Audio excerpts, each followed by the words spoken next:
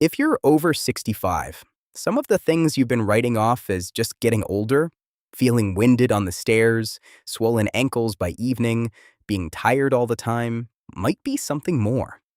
Because when the heart starts to strain, it rarely announces it with a dramatic moment. It whispers first, and most people miss the whisper. Most adults assume a heart problem would be obvious, that you'd know it the instant it happened. But the early signs of a heart under strain are often quiet, and they're easy to blame on age, on the weather, on a poor night's sleep. The people who do best are simply the ones who learn to recognize the whisper and act on it.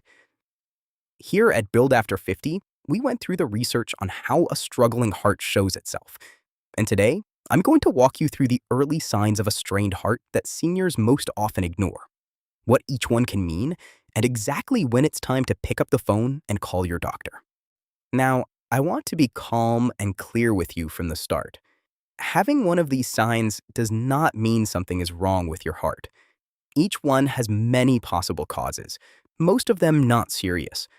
The goal here is simply awareness, so you know what's worth mentioning and what's worth acting on quickly.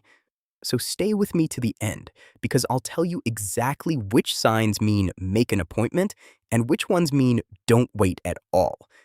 Let me give you the picture first, because it ties every sign together. Think of your heart as the pump at the center of your home's water system. When the pump is keeping up, water flows smoothly to every floor and nothing backs up. But when the pump starts to struggle, two things happen. The upstairs rooms don't get enough flow, so they run short, and the water that can't move forward backs up downstream and starts to pool. Almost every sign we're about to cover is really one of those two things.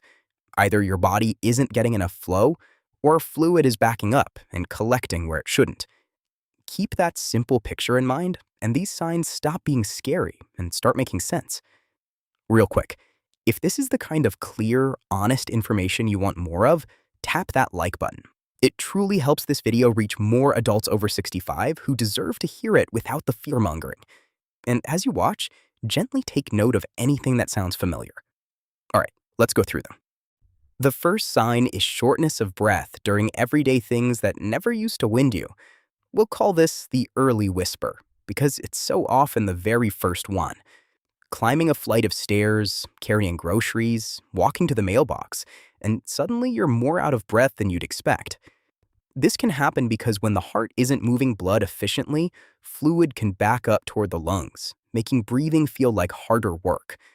In plain terms, the pump falls a little behind, and your breathing pays the price. Here's where most people go wrong. They decide they're just out of shape and quietly start doing less to avoid the feeling. But a clear, new change in your breathing during ordinary activity is exactly the kind of thing your doctor wants to know about. Now, the second sign is one almost everyone blames on age, and that's unusual, persistent fatigue. We'll call it the empty tank. This isn't ordinary tiredness after a busy day. It's a deep, ongoing fatigue, where simple tasks feel like they take everything you've got. It can happen because when the heart can't deliver enough blood to your muscles and organs, they're effectively running low on fuel. In plain terms, when the pump can't keep up, the whole house runs on low power. The trouble is, fatigue is so easy to explain away. So the question to ask yourself is simple. Is this a new and lasting drop in my energy, not just a bad week? If so, that's worth mentioning. Stay with me, because the third sign is one you can actually see, and it connects to something we cover often: swelling. We'll call it the backed up water.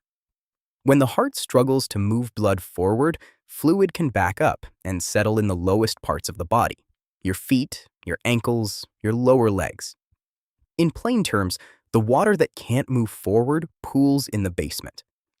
Now, swollen ankles have many causes, and most are not the heart. But here's the combination that raises the priority. Swelling in both legs, together with shortness of breath or fatigue, or swelling that's creeping upward, is a pattern worth taking to your doctor soon, rather than someday. The fourth sign happens at night, and it's one of the most overlooked of all. We'll call it the pillow clue. Some people with a straining heart find they can't breathe comfortably lying flat, so they start propping themselves up on more and more pillows. Or they wake up suddenly short of breath an hour or two after falling asleep and have to sit upright to catch it. There may also be a dry, nagging nighttime cough. This happens because lying flat lets fluid redistribute toward the lungs. In plain terms, gravity stops helping you when you lie down. Here's the tell. If you've quietly added pillows over the past months just to breathe easier, that's a detail your doctor will find very meaningful, so don't keep it to yourself. Now, here's one that surprises people, the fifth sign, and it's a fast, unexplained weight gain. We'll call it the hidden flood. Not the slow gain from eating a bit more, but a sudden jump, several pounds over just a few days, that comes with puffiness or tighter rings and shoes. That's not fat. That's fluid your body is holding because it isn't being moved along properly. In plain terms, the flood is filling you up faster than the pump can clear it. This is exactly why many people with known heart conditions are asked to weigh themselves daily, because the scale can catch fluid building up before anything else does. The sixth sign is one you feel in your chest, and that's a racing, pounding, or irregular heartbeat. We'll call it the offbeat. An occasional flutter is something many people feel, but a heart that frequently races for no clear reason, pounds, or beats in a lurching, irregular way, deserves attention, because steady rhythm is part of how the heart moves blood efficiently. In plain terms, when the conductor loses the beat, the pump loses some of its power. If you're feeling this often, describe it to your doctor and tell them when it happens and how long it lasts. And finally, the seventh sign, the one I most want you to respect, is feeling lightheaded, dizzy, or faint. We'll call it the warning light. When the brain isn't getting enough steady blood flow, you can feel woozy, unsteady, or like you might pass out. In plain terms, the top floor of the house is running short. Brief dizziness when you stand up quickly is common and usually harmless, but spells of feeling faint or actually fainting are a brighter signal, and they should be checked. So let's bring it together, and let me give you the clear guidance I promised. Make an appointment with your doctor if you notice new shortness of breath with everyday activity, lasting fatigue, swelling in both legs, needing extra pillows to breathe at night, fast, unexplained fluid weight gain, or a frequently racing or irregular heartbeat.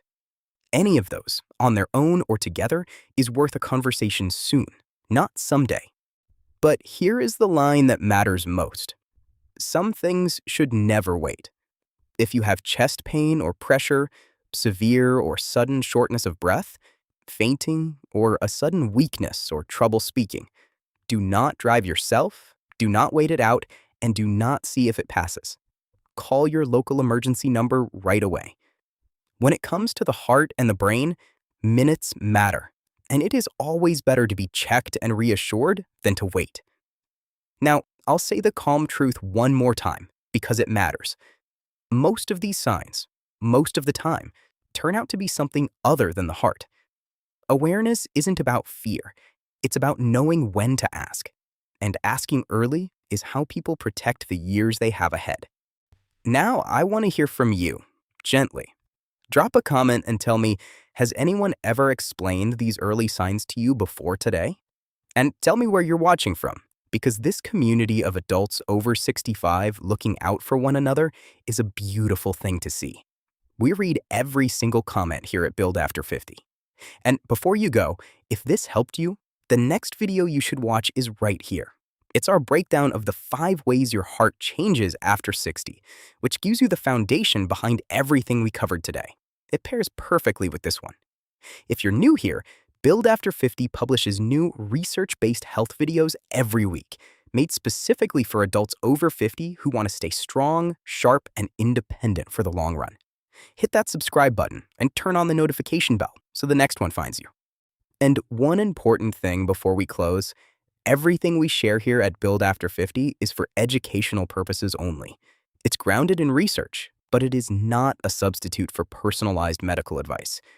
These signs have many causes, and only a doctor who knows you can tell you what's truly going on. So please, take anything that sounds familiar to your doctor and remember the emergency signs we talked about. They know your situation better than any video ever could. Here's what I'll leave you with. Listening to your heart, the quiet whispers as well as the loud alarms, isn't worrying. It's wisdom. And it's one of the kindest things you can do for the people who want you around for a long time yet. Take care of your body, take care of your mind, and we'll see you in the next one. This is Build After 50. Keep building.